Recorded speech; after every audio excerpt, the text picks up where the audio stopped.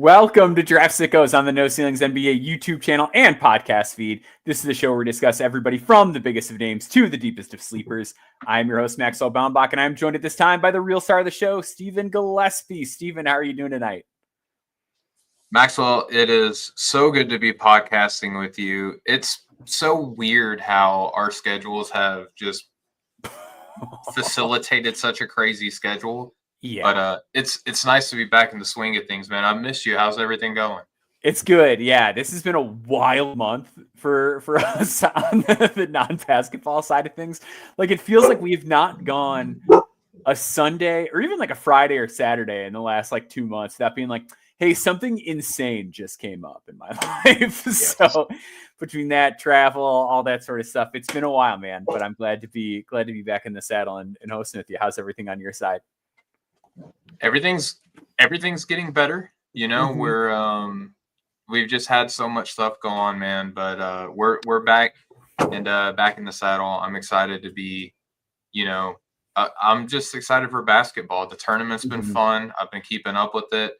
I've been keeping up with all the latest draft discussion. Like, do we think that Ace Bailey is the number 3 prospect now is all of a sudden starting to come into circulation?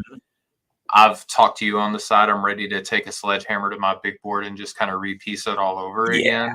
I think we're in a weird part of the year where it feels like all of our work has been kind of fruitless almost. I get in this weird spot too, where like I've mentioned this on the show before. Like, my process is much more eye test oriented throughout the season, and then I'm not saying I don't do data work throughout the year. Like, I definitely do work on the data side of things throughout the year, and I take a look at it. But I don't really like fully immerse myself in it until the sample is complete. Like, that's just kind of how I prefer to do it. And yeah, like, I've started to look into more of that stuff, and I'm like, oh, I've got this guy way too high. I've got this guy way too low. Like, I'm in a similar spot. Like, I think for the most part, I was like, okay, like I see what I was saying. Like, I like my groupings of players, but like my tiers and where I have guys ranked in those tiers, like, this is not going to look the same 2 months from now. Once I kind of fully go through that process, do my final film dives, do my data dive on everybody, like, it's going to change. And I think that puts us in a fun spot for tonight's episode in particular, where we're going to be talking on probably a lot of these upcoming episodes about guys who are done.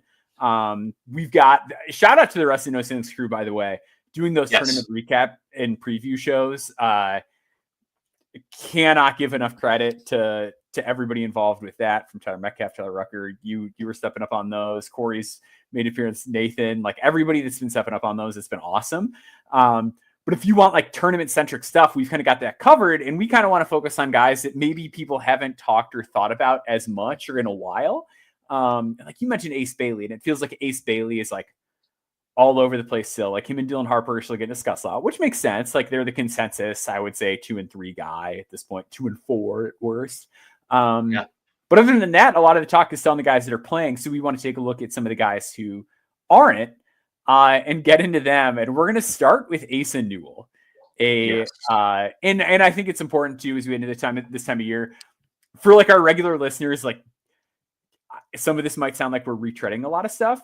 Our listenership, readership, all that goes way up, like, once the tournament starts. So there's a lot of people that are tuning in now that probably were not tuning in a few months ago. And I promise we're going to talk about at least one prospect that we haven't dove in deep on the show too. So for 100% diehards, we're going to have some new discussion as well. Yeah. And when I say rehash, I just mean like the very basic biographical information. So Asa Newell is a 6'11" freshman. He was the 11th ranked prospect on the RSCI rankings for his high school class, played at Georgia, averaged 15.4 points per game. He shot 54.3% from the field, 29.2% from 3 on just under 3 attempts per game. He's a 74.8% free throw shooter. Averaged just under 7 rebounds per game, almost half of which came on the offensive glass. 0.9 assists to 1.1 turnovers, 1 block, and 1 steal per game. So really an interesting player is Asa Newell. He is. Let's do this before we get into kind of where we see him and why I'm like personally kind of struggling with Asa. What was your impression of Asa coming into the year, and how did it evolve throughout the year? I was kind of in on him.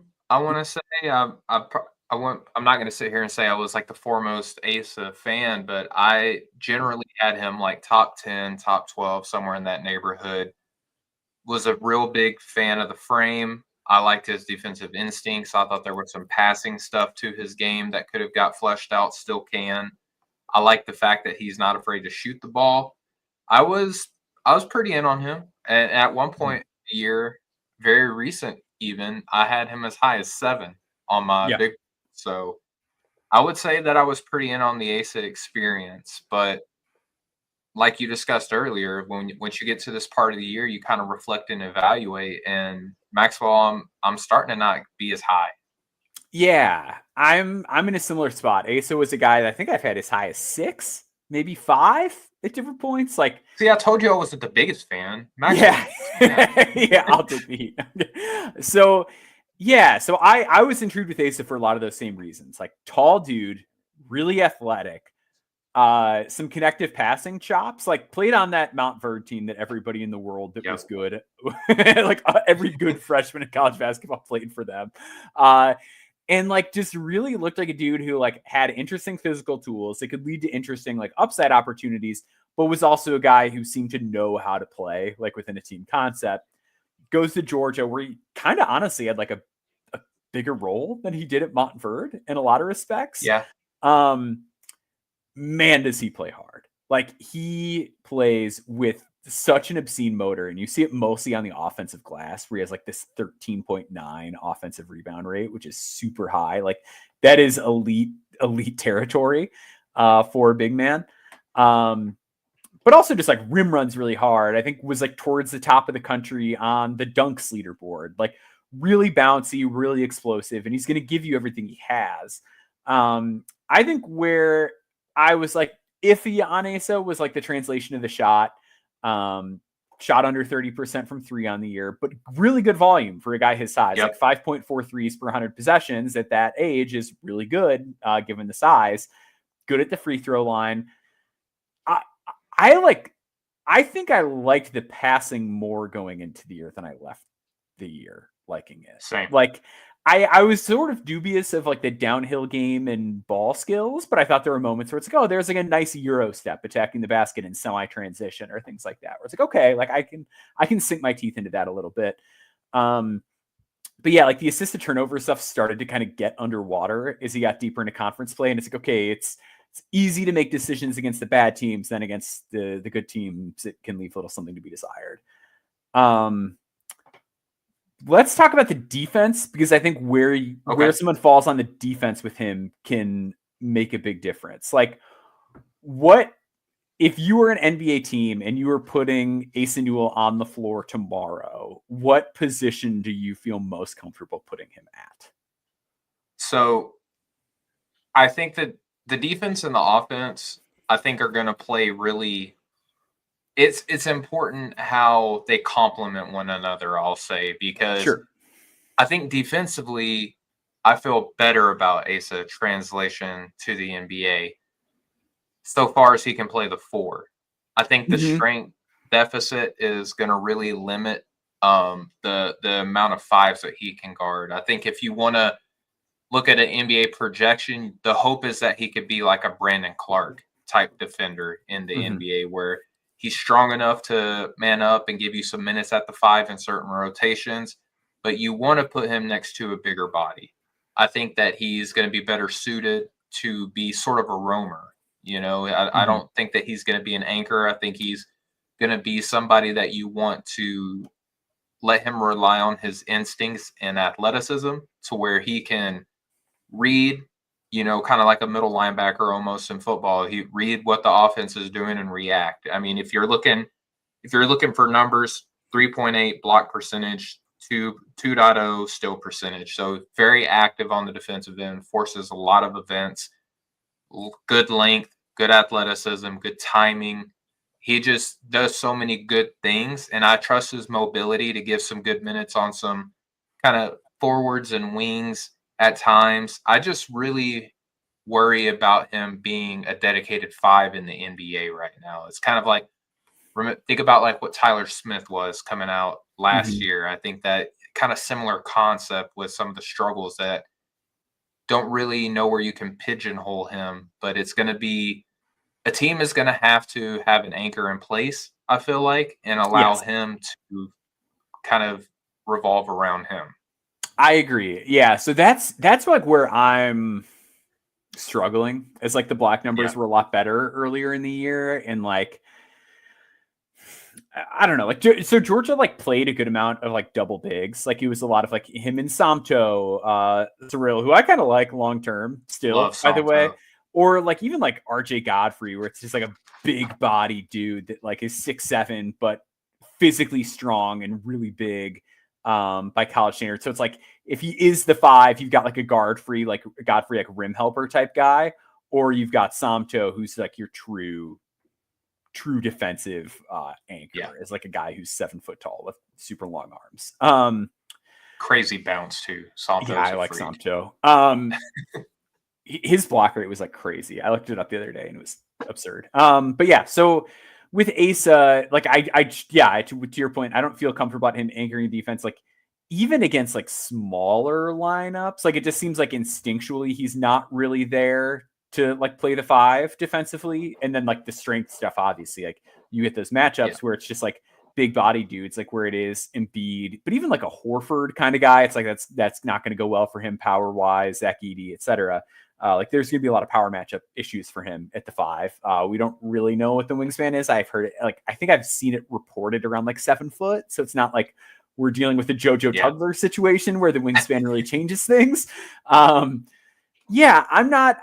not wild about the defense, and I think even in terms of playing as the low man from the 4 spot, like there were some lapses and stuff like that where it's like it seems like the offensive motor is a lot higher than the defensive motor.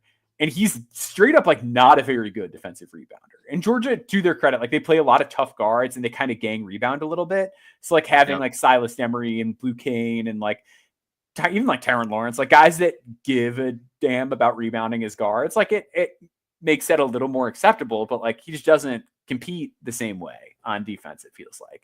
And then on the perimeter, like he's not quite like he can hold his own in space, but like the technique still has to go a long way. I am so torn because on one hand, like I look at this guy and I'm like, I just don't know what your NBA skill is. Like if it is just like offensive rebounding and playing hard and being a good athlete, like I guess you could bet on the idea of like, what if we got Jared Vanderbilt, but like the shooting indicators were better? And like that's a guy who's around the league. Like I think Asa is at least that.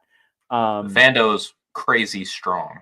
Yeah, that's the other thing too. But where it's like, well, am I missing here is like if you turn the dial, like if he just gets a little better as a helper, a little better guarding as a perimeter on the perimeter, a little better with the decision making, a little better with the shooting, and like that's not unreasonable. Like we're not saying like he needs outlier development in any of these areas. It's just like if he gets a little better at this stuff, all of a sudden like you have the 4 that every team wants, where it's like you get defense, you get rim protection, you get guys who can guard on the perimeter, you get decision making, you get shooting and positional size, and a guy who can also like rim run. Like there's so much that is like I told you earlier, like I feel like he's on the precipice of like 2 pretty extreme outcomes. And I generally like am not a guy who believes in like guys having a wide range of outcomes. I think usually it's a lot narrower than people think. And I could really see this going like one of 2 ways. One where it's just like he's just kind of a boring guy that's around the league for a long time because the tools and effort and athleticism are really good.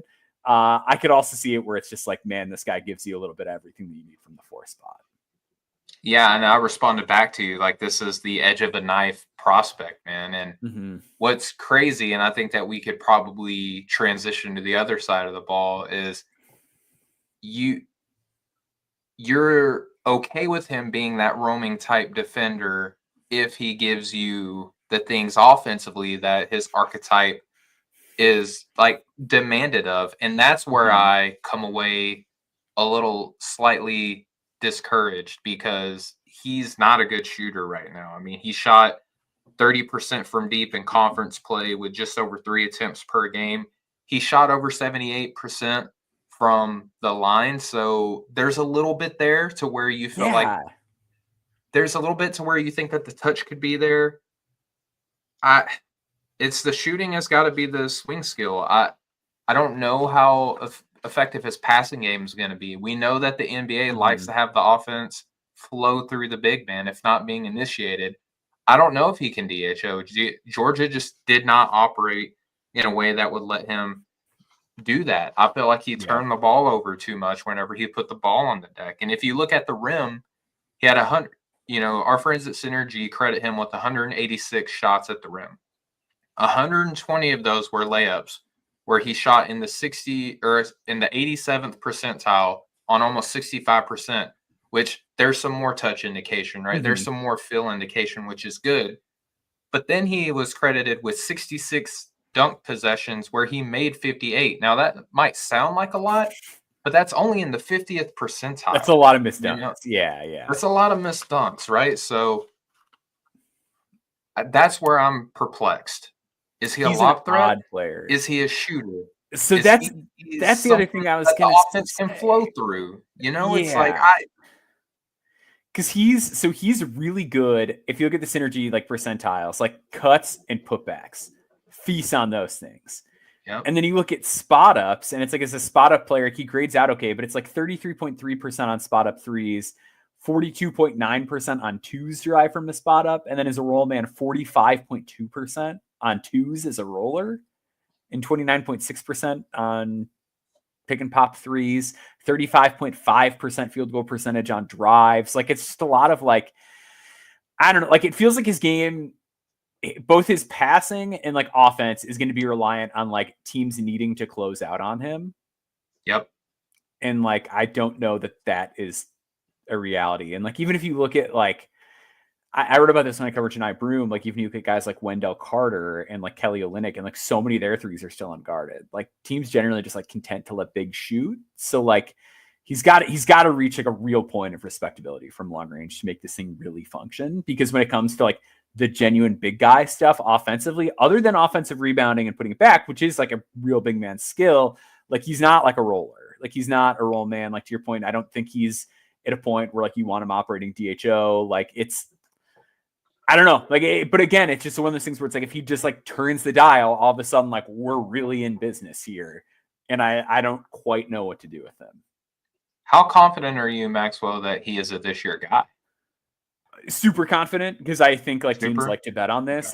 But my thing is just like, I feel like I always love this type of player and it never pans out the way I want it to. Like the person I've seen like compared to a lot is like Taylor Hendricks, who like unfortunately had like a really bad injury. But even last year it was just like, at least Taylor Hendricks like took and made way more threes in college that felt so much more bankable. That even with like some of the body issues, it was like, all right, well, like I know what he can do offensively. That's the thing is, it's like I know that he will shoot threes. Like I know he will be a good shooter for a big man, like or a four, whatever you want to call him. Like whereas Asa, it's like we don't even really have that. Yeah, I'm really perplexed by him because I could absolutely see a world where he becomes this like super valuable player. But I think I'm pretty low on like super high end outcomes for him, just because I don't think like the on ball juice is there. Like I don't see a scenario where he's like a more than like a fourth option. I don't think. Yeah, and I think that might even be generous. I think is he? Yeah, I think he's probably a role player, a seventh or eighth man, right? Like that's kind of what I think that you're hoping for. I think like a less athletic Josh Smith almost, where it's like you kind of do enough in a lot of areas and you flash some really cool things, but at the end of the day, how valuable are you? And man, this kills me. And I know it kills you too, because we were both like really, really in on Asa. And we talked to a number of people who were, smart enough to give us some feedback on him early on. And I was just like, nah, there's no way. Like he's going to find a way to figure it out. And he very well still could. I'm not writing him off. I'm just walking away much more cooler on him. Yeah. Than I was even like 3 weeks ago. Like, which is a long time, but it's not. Yeah. So what I will say, like the reasons for optimism, like I said, I think he does not require outlier development, which is very important. Like the fact that it's like, it's not a total roll of the dice for him to like get better at all of this stuff. I I don't remember who it was, but like someone had a quote a while back where it's like if a guy's like a willing shooter, like they'll probably figure out how to shoot in the league. So like they're like Glenn was like, what do you do before practice? Shoot around. Like it's just like it's the first thing you do. It's something you're gonna work on all the time. So there's reason for optimism. People there. get better at shooting too, generally. Yeah. In and the like NBA. super high work ethic kid by all accounts. Like I've only heard positive character stuff about him. Same. I'm not like king of the intel or anything. So like if I'm wrong on that, I apologize. But the stuff I've heard about him is really positive. So I think there's a world where it does come together, and if it does, it's quite meaningful, right? Like you look at a guy like Tumani Kamara, where it was like, okay, different body types, like really different body types. And Tumani was like a 4-year guy with a red shirt, or like a 4-year player with a red shirt or whatever. But like with Tumani, it was like, okay, well, like he's an okay shooter, but not like a really reliable one. And then like all of a sudden it's like the shot gets there. And it's just like, okay, well now all of this can really sing. Where it was like Tumani, it also was like kind of reps in college. Sure. But like with Tumani, it was like a lot of the same stuff where it was like can make some really nice passes from a standstill, can make some really erratic passes from a standstill. Yeah. Like I think Tumani body wise and defensively had a lot more polish coming to the league, and like the numbers will bear that out. But like I'm just saying like that there's a reason that this type of player is worth swinging on, and it's because when you hit on it, the value return is so big. I'll buy that. Yeah. All right. We're going to do a quick break. We're going to come back and talk about Will Riley.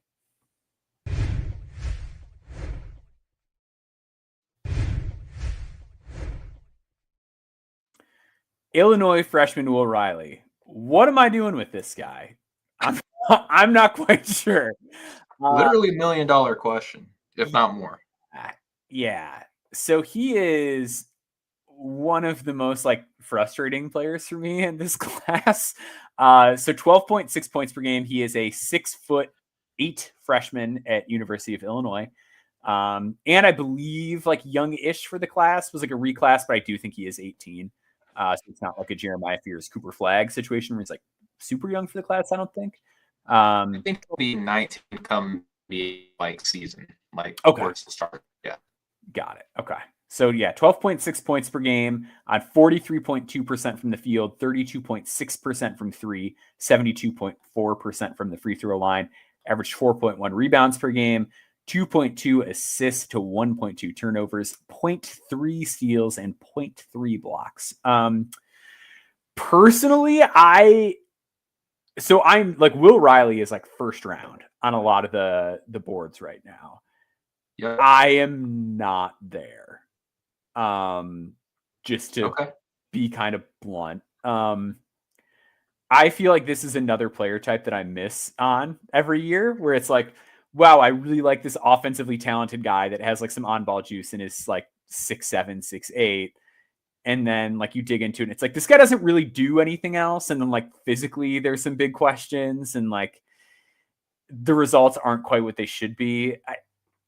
He kind of plays like a perimeter oriented combo guard. It's 6'8". Yeah. Would you say that's like a fair assessment of his play style? I would say so. Yeah. Kind of a heat check guy. You know? Yeah. So where that's interesting is that he has like this really nice like dribble game. Like he's really good for a guy who's 6'8". It just like stringing together dribble moves, getting space for himself. Really good at keeping his dribble alive. Like just has a lot of polish on his handle that you don't normally see at that size. The issue with that is that like not a great pull-up scorer in college, like 32% of pull-up twos, 29.8% of pull-up threes. A guy who like absolutely needs to shoot it and shot 34.5% off the catch this year.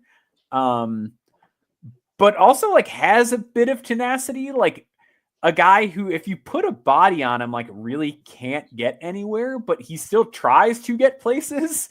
So like he has a decent free throw rate. He gets to the rim a decent amount of the time. He has really good touch inside. The defense is like a problem. Yes. And I don't mean the defense. I don't mean the defense is a problem in the Jamal Shed sense. I mean the defense is a problem in the Jet Howard sense. Which like that's like the guy that I think of. It's like I loved Jet, and Jet did not Yeah. work, or has not worked at least. Let's not shut the door. But Sure. yeah, Will Riley, it's like there's glimpses of shot making. There's a degree of assertiveness and toughness. There's good decision making as a passer. Even like the 0.5 passing stuff I thought was quite good. Like he can really dribble, but I don't think he needs to dribble the air out of the ball. But just like anemic steal and block rates, and like just going to be really physically behind the curve out of the gate, where it's like I can see this working. I'm not bullish on it working super soon. How do you like feel about that? Like what's your overall take on the Will Riley game, I guess, like big picture? Yeah, so I wrote about him for my 8 pivotal prospects piece, I think about 10 days or so ago. Mm-hmm. And he's just very polarizing. There's a lot. I mean, he varies a lot. If you go to NoCeilingsNBA.com, Corey did the draft, like the rankings, and you can see like the high and low end. Like he had some pretty crazy variance. He started off on like a 19-game stretch earlier on in the year, Maxwell, where he only scored in double figures 8 times. And in that time, he shot 39, 33, and 69. His next 13 games, he only failed to score in double figures once, where he averaged 16 points per game, 5 boards, and 3 assists. And during that time, he shot 48, 33, and 75. The tournament was also very weird for him, where in the first round, he scored 22 points against Xavier. And then in Kentucky, in the loss, he only scored 5 points, right? Yeah. The way that I describe his physique is that, like, his length is alluring, but the frame is concerning, Yeah, the length goes a long way for sure. Yeah, and I think that's what allows him to be so effective as a scorer, is because he's got such a nice handle and he can rise over the top of people. And I think the length of Illinois was kind of understated in a lot of regards, because they have a lot of good size with Morez, with Ivicic, with KP, I'm sorry, Yakashonis. I said KP. Wrong guy. But he benefited from some mismatches height-wise, and he used his length to his advantage. He did get stronger, like from when he checked into Illinois to now, with there's kind of 2 ways you can look at that too, where it's like, okay, you want to bet on a guy who's showing progress, but was the bar so low that like almost any sort of effort would have resulted in some positive yield? And I think that NBA teams are really going to take a hard look at that, because, Maxwell, early on in this process, and it's something that you and I bring up constantly, is physicality is such an important aspect of translation into the NBA. And that's where I get concerned. Now, that aggressiveness, I think, is more so there than his frame would indicate, because his free throw rate's good, as you touched on earlier. He's in the 69th percentile as a cutter on 42 credited possessions. He's in the 52nd percentile scoring off of pick and roll sets with over 100 possessions. That number actually goes up to the 58th when you include passes. So that's actually nice, where he's this microwave guy, but he's not afraid to move the ball and has like some decent vision as well. The shot hasn't been consistent, so you're kind of worried that this guy is going to be a mid-range junkie, and how attractive is that going to be? And then, as you touched on, the rebounding is actually pretty solid. It's not great, but it's also not damning. It's fine, yeah. It's fine, but the defense is where the strength concerns really, really bear their fruit. Yeah. And if you got to be more than just a mid-range jump shooter in the NBA if you're going to play him in. And that's where I think the concerns are going to go. I'm with you. I don't have him in my first round. I'm not ruling it out. Like he could very well be like back half, like towards the bottom. But right now I have him like at the tippy top of my second round. I think he's like 33rd or something. Yeah, I like the idea of him a lot. Like I like the idea of like 6'8" guy who can like dribble, pass, shoot. Like it's really interesting. The issue is like he just didn't quite shoot, and then like the other side of the ball is a problem. And like you mentioned the physicality coming up on defense, like you were spot on, man. Like he gets plowed through, he gets pushed around. Like it's a real problem, like at the point of attack for him.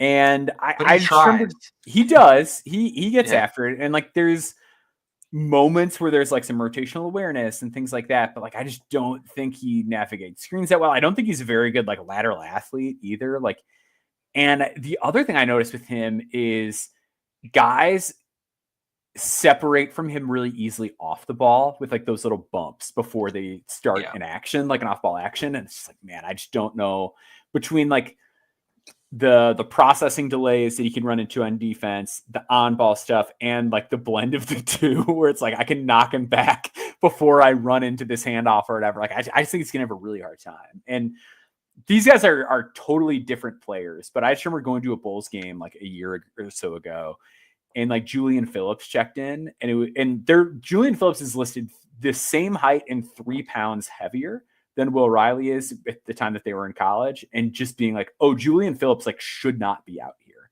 Just like physically from a body standpoint, it was like,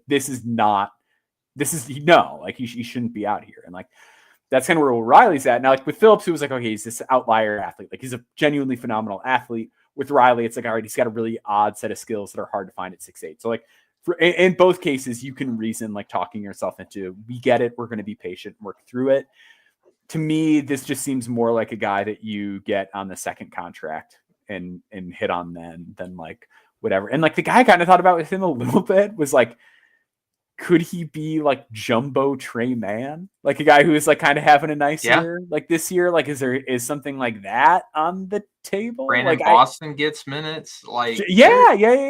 You know, like there's teams that will probably take him. And I mean, we're talking about the percentage, but he's shooting around 33%, but he's taking 9 attempts per 100. That's like the exact same range as Yegor Dimon, and he's shooting better than Yegor. Now, granted, he doesn't have like the handle and the vision, passing, of a Yegor. But if you're looking at just the shooting between the two prospects, and Will Riley can move the ball like as a connector, I would say. Yeah, it's definitely not a deficit. Like he's really good. He's really good at both like on the go passing and standstill passing for a guy his age and size. And he's about the same size as Yegor. You know, like there are some things to talk yourself into with him. Like I definitely get the intrigue with him, and I wouldn't rule out a first rounder, especially with I think who somebody stays and who goes. Yeah. Totally. That's a great point too. Like in the era of NIL, like some of these numbers that you're hearing thrown around, it's like, whoa, buddy. Like a lot of guys are going to go back to school if this is what they're making. And I thought you were like Brandon Boston points, like another really good one where it was like similar idea. But again, like with both him and like the jumbo Trey Mann, I think it's like both those guys. It was team number two where they filled it out, or maybe even 3 in Brandon Boston's case. But like, yeah, it's just like these guys like tend to take a little bit, and I don't know how patient teams are. Like I'm skeptical of that. I know that like you get some teams that are like, you look at like I was reading I think it was Noah Dizelle did a piece the other day about like the Celtics G League organization. It's like, yeah, JD Davison's like a monster in the G League right now. But like how many guys get 3 years? You know what I mean? Like most teams just don't have the infrastructure or care or attention to detail to hang on to a guy for that long. So I kind of tend to get a little skeptical in that case. Sort of like opposite end of the spectrum is Ryan Kalkbrenner, who we will talk about next.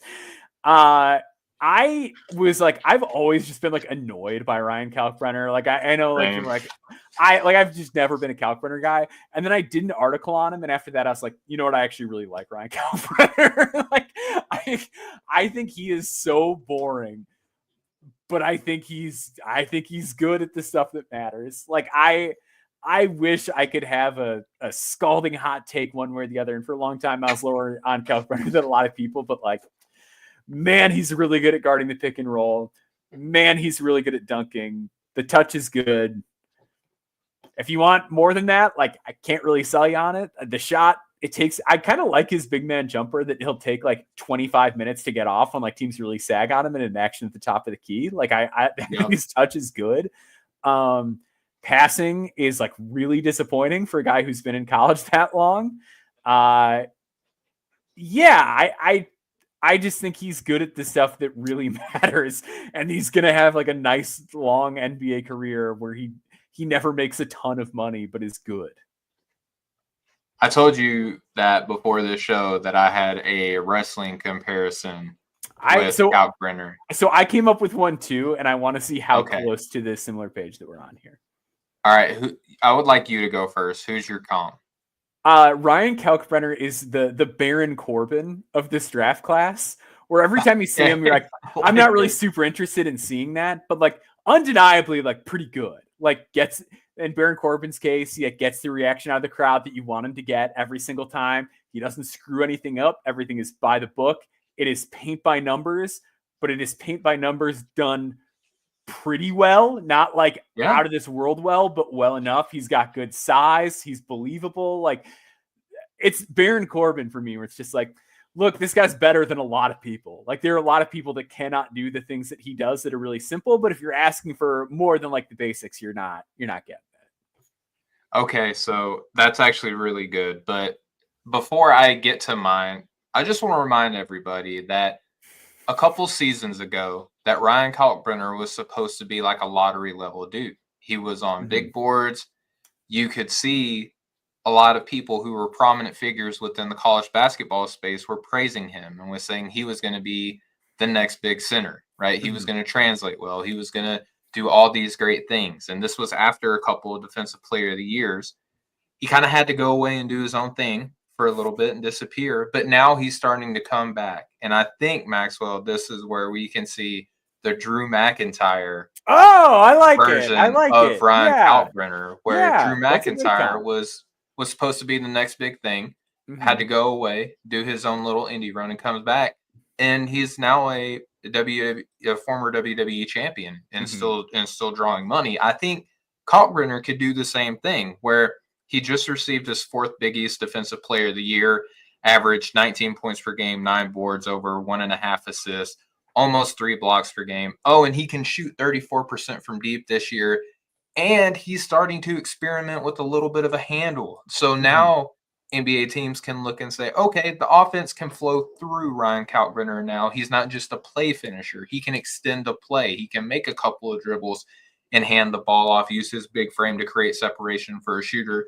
And if everyone sells out on the ball handler, he's shown enough now to where you can't just leave the guy alone. So I think Kalkbrenner is doing enough to where you can definitely envision him being a key member of a team. Maybe not a starter, maybe steals the show every once in a while, but he's going to be a reliable contributor. He's got great size, great touch, great feel, mobile enough. He just does the big man things well. And if we're looking now where Kai Jones is now the starting center for the Los Angeles Lakers, no shot against him, but he's another one of these recycled guys. Day'Ron Sharp was a trade target. And I love Day'Ron, but these are not Nikola Jokic's or even Ivica Zubac's, right? It's just guys that like know how to play and are like physically capable enough that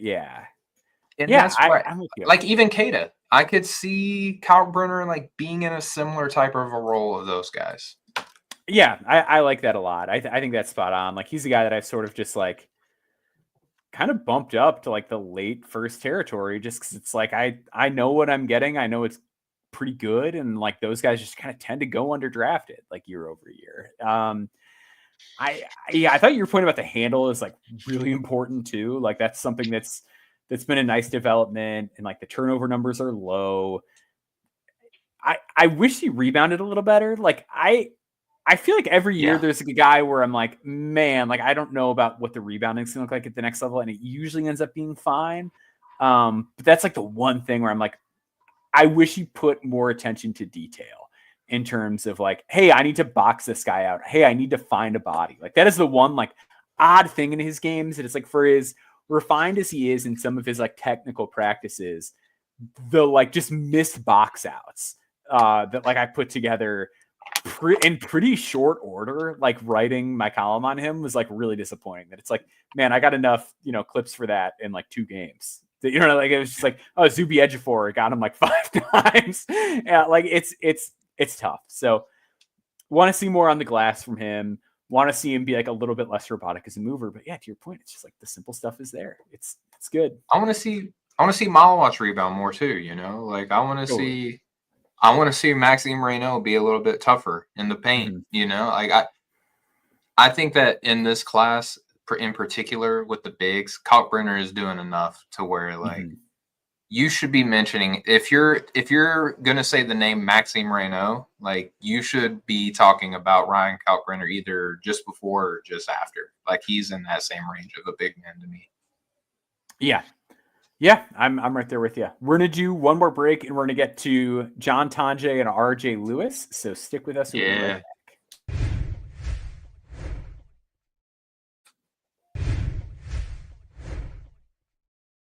All right, so we've got John Tonje from Wisconsin coming up. Tonje's like a fascinating guy. So he is one of the older prospects in this class. He's a 6-year player, man. Yeah, started at Colorado State in 2019. Sort of slowly. That was before COVID. Yeah, pre-COVID. This man was gonna be in possibly the same NCAA tournament as Obi Toppin prior to that. Like just long winding journey. So by his senior year at Colorado State, he is like starting to develop this, I guess, like behind the scenes buzz. Like he was the guy when he was using his initial COVID year at Missouri. I got a lot of people in the basketball world being like, hey, watch out for John Tonje next season. Like John Tonje is going to have a big breakout year or whatever. Had some stuff go on at Missouri, like injury wise. I'm pretty sure played like barely in 8 games, got a red shirt, pops back up this year at Wisconsin, and he hooped 6'5". He hooped hard. I guess shooting guard, I guess you'd call him, at 222 pounds, like freight train body. 19.6 points per game, 46.5% from the field, 38.8% from three, 90.9% from the free throw line. Tough to ask for more efficient scoring than what you're getting out of Tonje. 5.3 rebounds per game, 1.8 assists to 1.8 turnovers, and 0.7 steals to 0.2 blocks per game. Very interesting player. I'm gonna kind of let you take the lead on him because he was the guy that you brought up is like wanting to talk about. What do you think about Tonje? And like, do you see this working at the next level? What do you make of this? If he wasn't a 6-year college player, 1-year wonder, like I'd be all over it. I mean, because he shoots 46, 39, 91. He's a career 37% 3-point shooter. He is a career 86% free throw shooter. It's just really hard because if you look at just this year and if you watch the tournament, there's probably people wondering how come this guy isn't being discussed more. And I feel like there's been a reason for that. You know, you look at the shooting this year and over his career, it looks great, but he's one of these weird, like every other year 3-point shooters, Maxwell, where 1 year it's like great. And then the next year it's mediocre and then lather, rinse, repeat. But the free throw shooting has been consistent. And it kind of makes you wonder, like, how consistent can it be? This season was the most that he's ever moved the ball on volume, and it was just 1.8 assists per game. So that just isn't great. The defense and rebounding have been just okay, and they're also the best that they've ever been, like in his college career. He shot over 11 threes per 100 possessions and hit a crazy amount of them, dude. He drew a lot of contact, shot over 250 free throws with a ridiculous 57.9 free throw rate. The problem is, Maxwell, in my opinion, is the scaling. Because he's not going to do what he's doing in Wisconsin in the NBA. Is he good enough to shoot the ball? Probably. Don't like the rebounding. Don't like the defense. I do believe in the physicality. I would hope so at this point in his collegiate journey that he is as strong as he is. And he is. Like, he's got that, like, Lou Dort type build.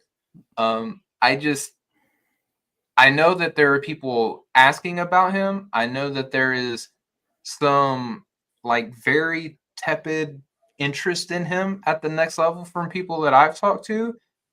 I don't know if I draft him, but I am very interested in just being like, hey, man, like, come be on my summer league team. I want to see what's up with you. My like being torn on him starts with the fact that, like, age, like you mentioned, 6'5" listed. So this could also be a situation where he's like 6'3.5". You know what I mean? Like that could get dicey. We don't know. Like Lou Dort. I have no indication one way or the other. absolute bucket, like scores at all 3 levels, slither and strength, like can get to the rim, can pull up, deadly off the catch. Got some bounce to him, like I think he had like 10 half court dunks this year. Really good running ball screens, looking for his bucket that way, can like really attack a closeout, like, and is gonna draw closeouts because he's a really good shooter. Like the like optimistic side of my brain is like, why couldn't this be this year's like Jamison Battle? And like I realize Jamison Battle is a much bigger human being. Like I think Battle had like a 6'11" wingspan or something like that. But like, I don't know, like we talked about Jamison Battle a year ago, it's like doesn't really do a whole lot on defense, doesn't really move the ball very much, but he's really big and he can knock down a lot of shots. And like Tonje is shorter, and that means a lot, like especially depending on how he's going to measure. But part of me is also just like, so much of the NBA regular season game is just like, can you shoot? And like, he didn't really screw up a whole lot as a decision maker. He's definitely a ball stopper. He's definitely going to have to like rewire some of the but again, like where I get concerned is like both him and Jamison Battle, like not really much of defensive playmakers. And that's where Battle being that big makes a much bigger difference than Tonje, where it's just like, I don't know that I can count on you to do a whole lot other than just like body people up. And that gets, like you said earlier, the scalability. That's where I'm like, I just don't know like how far that approach to defense is going to take him at the next level. And I've never been particularly impressed by like anything he's done off the ball, like even prior to this year when the role was smaller. I want him on my summer league team. I think he would be fun. I think that he would, like, by all accounts, great hard worker. Like, even though he like he's well traveled. Yeah, people like him. Yeah. There's a lot of fans, and the buzz is why I wanted to bring him up, Maxwell, because as much as you and I talk about a wide range of prospects, we haven't talked about Tonje once, and I just wanted to kind of pick your brain on, like. I'll ask you up front. Is he a second round? Is he possibly a second round draft pick? I think by the time the dust settles, he's probably a second round pick. I would feel more comfortable with him in like 2-way exhibit 10-ish range than like anything beyond that. I think he's probably more of like a roster filler guy. There's just like a lot more bets that I would rather take. So why in the chat right now? This is a good comment. Shout out to everybody in the chat. The person why in the chat says, you think Micah PV gets a camp invite? I'll ask you this because I like PV. I think PV's got a real strong case to do some stuff combine season and get the draft. Would you rather have PV or Tonje? Easily PV. I think PV. Right? Yeah, I've got PV like very early second round, if I'm not mistaken. Like I just think I know the shot is like tricky, and like Corey mentioned to us that he thought he looked short when he saw him in person. I would agree with that. Like I think there's a real good chance he's like 6'5". Sure. But I really like how he can play with the ball in his hands. I like his decision making. Love the defensive playmaking. To use this guy where like if the shot is good enough, like you're cooking. I would like, it's not even close for me. Like I'd way rather have PV. Exactly. And that's why I would draft PV and bring Tonje in on a two-way. Like an E10, two-way, Exactly. Like, let's just see what's under the hood, like that. I'm interested enough, I would say. The last thing I would like touch on with Tonje is like the yin and yang of like considering him for a two-way. Is that with these guys that are like 24, which is what he's going to be, I don't want to say like you're not competing against the person in your draft class, because you always are, like especially if you're like potentially going to be a top 60 guy by the time everything's said and done. But I think a lot of NBA teams are also like, would I rather have him on a two-way, or would I rather like try to get, I don't know, like Jaden Springer on a two-way? You know what I mean? Like one of these guys that's been like kicking around the league that could be two-way eligible, that's still like 23 years old and has like been in a professional setting that whole time. Like that is like a real phenomenon for teams that like they're considering, that I think we need to be mindful of as well. Is like, would I rather just like roll the dice on like the Kai Jones bet? Like you mentioned, it's like he's younger, like, you know what I mean? Like that's something that teams have to keep front of mind with Tonje as well, is like, do you want to bet on this college production or do you like look at some of the guys? like Spencer Jones and like Riley Minix have been dominating the G League on a two-way this year. It's like they're probably still going to be the same age or younger next year. And it's like, I'd rather just have those guys. Like, I'd rather move mountains to try and get them on my two-way or a guaranteed roster spot instead of like messing with the Tonje thing. Tonje is a young 6-year prospect, I would say, though. He is. Yeah. So I don't know. Maybe you can talk yourself into, for his class, he's not that old. Yeah. Yeah, I definitely understand it. I'm just I got him on that one.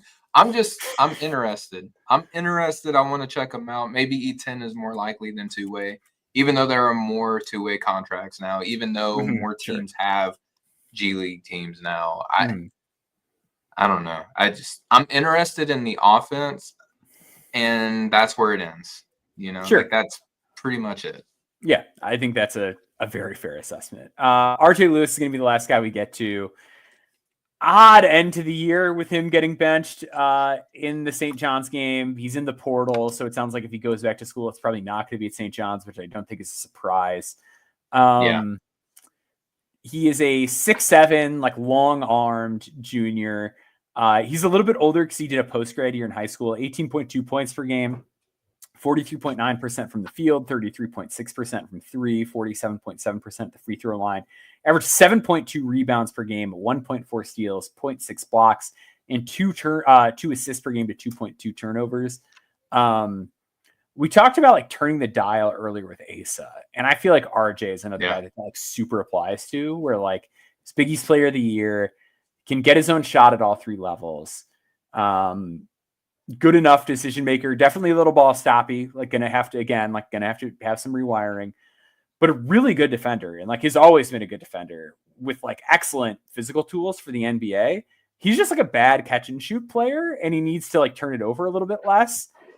And I'm like way more interested in this bet than it seems like most people are, where to me, it's like, I don't know, like I've had RJ in the late first at points throughout the year. I've had him like early second a lot. Like, I get it. Like when RJ Lewis has an ugly game, it's a lot of missed pull-ups.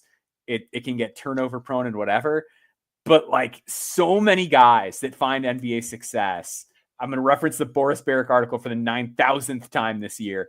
Super high usage rate guys in college that pared it down into a role in the NBA. Like that is RJ Lewis to me. Like super high usage, still really productive defensively, still a good rebounder, has all the physical stuff you could ask for. It's just a matter of like, can I get him to make threes off the catch when he's already really good pulling up, like really good pull-up indicators? Can I get him to make those off the catch and then just like move the ball a little bit quicker? I love that bet. Like I love it. Like with the money the portal's offering, my gut says like he's probably going back to school. But man, like I know the RJ Lewis like cons, but like I just feel like I really like this bet more than most people. Where are you at with RJ? I have liked RJ. I think that he's going to have a hard time getting the proverbial taste out of people's mouths with the way. I think NBA teams love intel. They love stuff about people, situations, and stuff like that, almost more than watching film. And I hated the way the season ended for him. Like, just looking at his face, he was visibly shaken. He did a great job of not just breaking down on national television, but you could see that he was feeling some type of way. The comments from his coach afterwards were very suspect. And I feel like NBA teams are going to want to know exactly what happened. Yeah. And I don't know if that's how RJ wants to go. I think that's why we're seeing him already saying that he's in the portal instead of just outright declaring, where we've seen players like Thomas Sorber declare. I think I'm with you on the usage and stuff like that. But Maxwell, one thing that I am slowly trying to get better at is how I feel about players like Jalen Slauson, Dylan Jones, players who, if they could only shoot it because they have such great feel, they have such great defense, they rebound, they're instinctual, very smart. I feel like intelligence is almost weirdly starting to get overrated in basketball, because there's a lot of smart players that just don't play. You know what I mean? Because there are certain thresholds that need to be clear.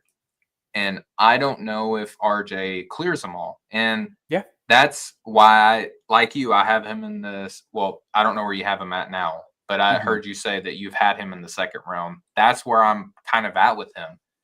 And I do get the intrigue because he's got great size. He has a smooth, slick handle. He plays great defensively, and he's got great feel for the game. I don't know if you want to draft a mid-range assassin in the first round, you know, and that's really my concern. I hate it because I'm also a fan. Like, if for everyone who's No Ceilings Plus, you know, when you've watched the past couple War Rooms, I feel like I bring RJ up a lot, starting in the back half of the first round.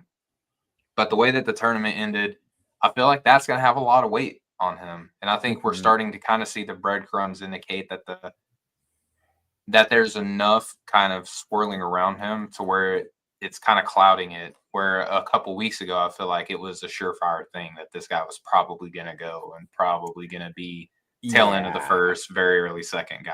Well, like even Patino earlier in the year had made comments being like, we're going to get Zuby Ejiofor back. RJ's going to the pros. Like, was just straight up like saying that. Yeah. And now he's like, yeah, he should go pro. He's in the portal. Like, does not, I don't know, man. I think so on the Dylan Jones, Jalen Slauson, like, continuum, I feel like where I would make the argument for Lewis would be that the reason I was always lower on Slauson is I hate guys that are like back to the basket a lot. And I really didn't like how back to the basket Slauson was in like a mid-major league where it's like, why can't you just like face up? Like, why can't you just look at the basket and get by guys in this league? Like, I didn't really buy the half-court offense working with him. And then like with Dylan Jones, it's like he's just so much better athletically.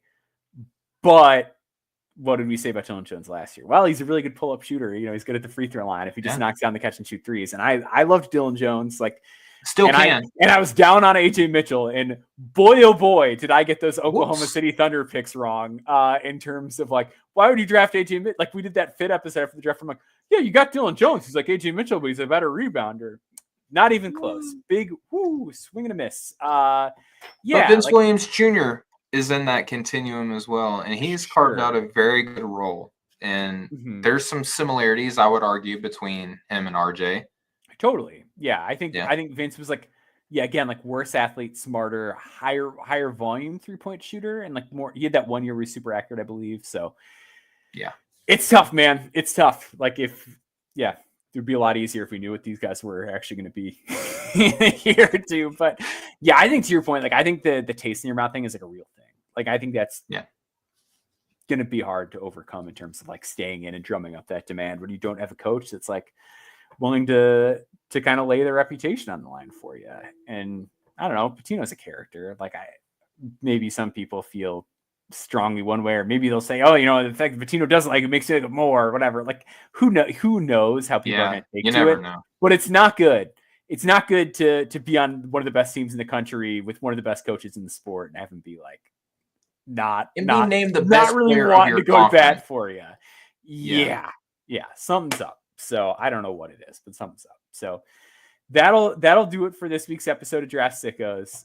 Steven, what have you got cooking up this week? I am going to be writing a piece on a prospect very near and dear to my heart, a guy that you guys have all heard me bring up, and I think that people are coming around like a little bit to where I am. Elijah Martin for the Florida Gators. Big fan. A lot of people that I'm talking to also like him. It's just a matter of how high. I don't see any reason why he shouldn't be a second rounder, especially if we're considering people coming back for NIL bags. You know, the NCAA tournament being a heavily weighted data point. He's done it in 2 different places. He's done it in 2 different types of roles. He's efficient on both ends of the floor, and he is just a dog. Like a guy that I think everybody is going to want on their team.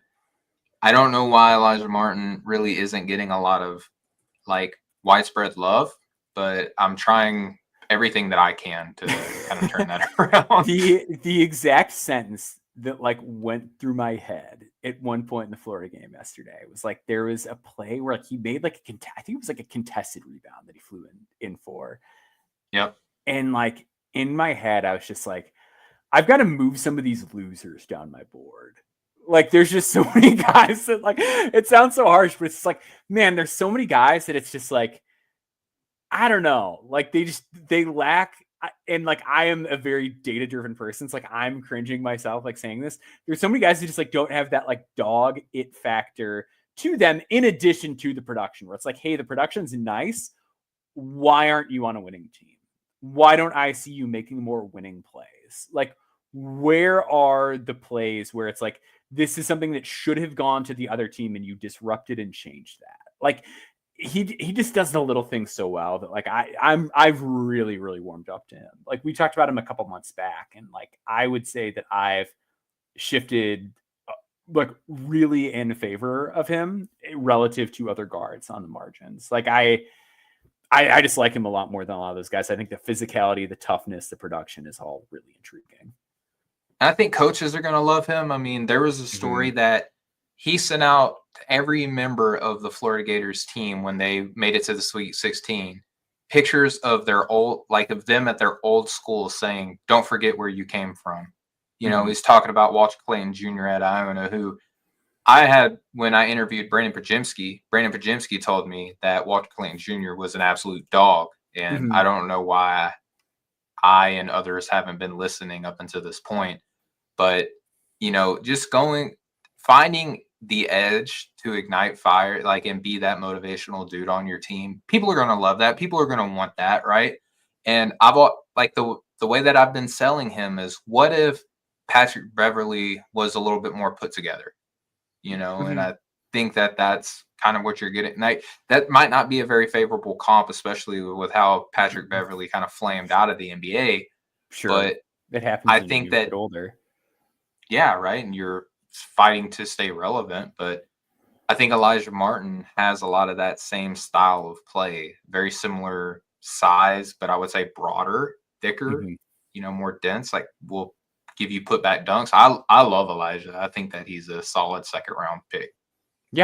Yeah, I'm right there. I'm getting there. I wrote about I'm gonna have a piece up by the time most of you guys are reading this on Tomislav Ivisic, who's like another guy that I really like in this class, who like I currently have late first still, which is like super like very on an island. I make the case in the article. I am very bullish on the offensive skill set. I acknowledge the defense is not good. I think he's got a shot to be like a really good NBA center. He's really big. He's really tall, and like my thing with him is I don't think we've reckoned with how skilled he is, and I get into that in the article. Can't wait to read it. I think in terms of like offensive skill, he's like really, really, really advanced. It's just a matter of like, can he defense at all? We'll find out. But yeah, he's a guy that I'm really interested in. So I wrote about him this week. Go check that out. Follow Steven at Steven G Hoops on Blue Sky and Twitter /X. Follow me at Boundboards. And I think that does it. Yeah, that sounds about right. All right, we'll see. It's been a while since we've done this, so yeah. It is. Yeah, it's trying to get back into game speed. For sure. So thank you all for tuning in. We'll see you all next week. Much love, y'all.